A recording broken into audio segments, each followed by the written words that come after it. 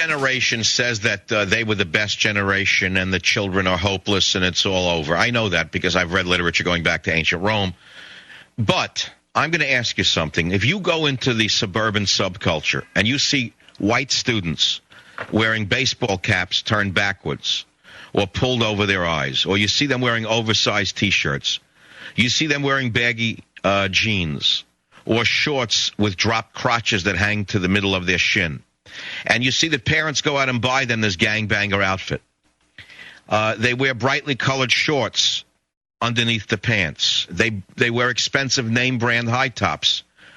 Some of them wear hooded sweatshirts to ape the garbage in the ghettos. And they wear the hood during the school in order to ape the lowest common denominator. They copy the style from the street vermin, the street gangs.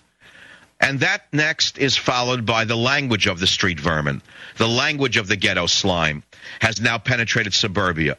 So you say that the youth is not influenced by behavior. You are wrong. The cultural style for the white middle class has come directly from the ghettos.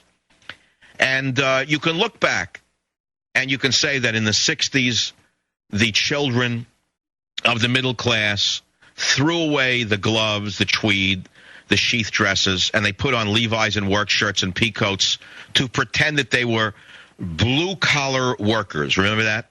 They were all little communist, socialist minions, work shirts, Levi's, and they thought that they were the real Americans, although none of them actually worked. Now, today, the adolescents have done a similar thing, but instead of copying the working class, they're co-opting the gangster class as the authentic way to be, and that is to act black, as the kids will tell you themselves. They think that they're going to be scary or strong or confrontational if they dress that way. And the answer to it, I don't really know, other than to stop your children from wearing that filth. But where does the clothing come from? It's a multi-billion-dollar-a-year industry. It is promoted by the multi-million-dollar music industry. And that industry is owned by major white corporations, as you well understand. So it's a business. And the costumes of the youth, the language of the youth, is put into the minds by the $150 billion corporate dream. And there's a PBS documentary on Frontline from 2001 called Merchants of Cool. And they talk about how major corporations, Viacom, Disney, AOL, Time Warner, and others, actually study America's children just like laboratory animals in order to peddle billions of dollars in merchandise to the children by tempting, degrading, and corrupting the children. And then they write on the show like this. NYU communications professor Mark Crispin Miller wrote, when you've got a few gigantic transnational corporations, each one loaded down with debt, competing madly for as much shelf space and brain space as they can take, they're going to do whatever they think works the fastest and with the most people, which means that they will drag standards down. And, of course, then you ask yourself, how far down can it go? Do you think we have hit bottom? No. And that's exactly why I support Michael Powell. We have to draw the line somewhere. Now, he discloses that there are 5 enormous companies today who are selling nearly all of our youth culture. They are the merchants of cool as defined by him. Rupert Murdoch's News Corp, Disney, Viacom, Universal, Vivendi, and AOL Time Warner.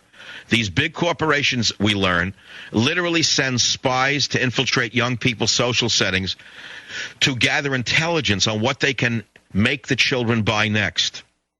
He then says the entertainment companies, which are a handful of massive conglomerates that own 4 of the 5 music companies that sell 90% of the music in the U.S., these same companies also own all the film studios, all the major TV networks, all the TV stations in the 10 largest markets, according to University of Illinois communication professor Robert McChesney. They own all or part of every single commercial cable channel.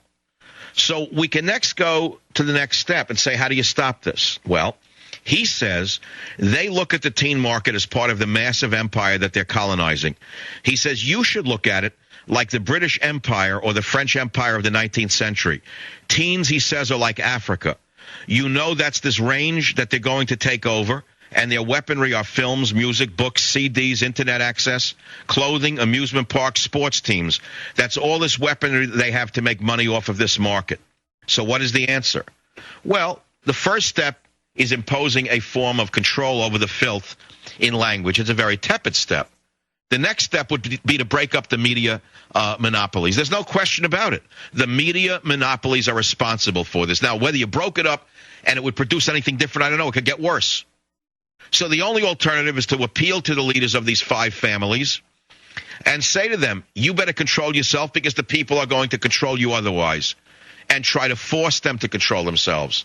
Because if we break up the media conglomerates and we suddenly say, well, more independents can own it, you're going to have more filth. You're going to have more filth probably rather than less. Savage.